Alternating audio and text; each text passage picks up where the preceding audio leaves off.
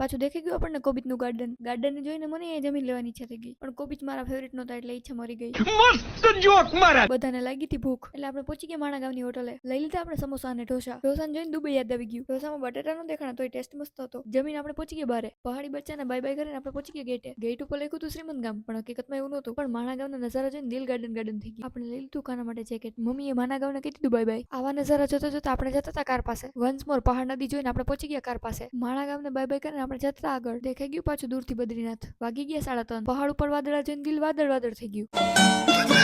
ત્યાં ફસાઈ ગયા આપણે ટ્રાફિકમાં. દેખાઈ ગયો આપણને વાંદરો, પણ આ વાંદરો નતો, આ તો હતું કોક માણસ. આ ભાઈ પહાડ ઉપર લોખંડની જાળી બાંધતા હતા. લોખંડની જાળી બાંધવાથી પથ્થર નો પડે. નો સાંભળાવો એવા સીન જોતા જોતા આપણે જતા હતા આગળ. આવા બોર્ડ જોઈને સાવધાન ઇન્ડિયા યાદ આવી ગયું. સમજદારી આપ કે સુરક્ષા આપનો કી. અરે ભેગું થાને ભાઈ. આ ફાલતુના વિચાર કરતા કરતા આપણે જતા હતા આગળ. વાગી ગયા 5:30. દેખાઈ ગયું આપણને ગામ, પણ ગામનું નામ નતું આવડતું. ત્યાં દેખાઈ ગયું એન્જોય પહાડો કી મેગી વાળા બોર્ડ, પણ આપણને થતું હતું લેટ એટલે આપણે મેગી ખાવા નો રોકાણ. રસ્તા ઉપરના વોટરફોલ જોતા જોતા આપણે જતા હતા આગળ. પહાડી લોકો ચોકી કરે છે, ક્યાંય કોણ વિઝિટ કરે છે. ऐसे कुछ ज्यादा नहीं हो गया? વાગી ગયા 7:30. પહોંચી ગયા આપણે હોટલે. નીચેના ફ્લોર વાળી હોટલ જોતા જોતા આપણે જતા હતા રૂમમાં. આપણને લાગી છે ભૂખ, આપણે જઈ નાસ્તો કરવા. ત્યાં સુધી તમે ફોલો કરતા હો.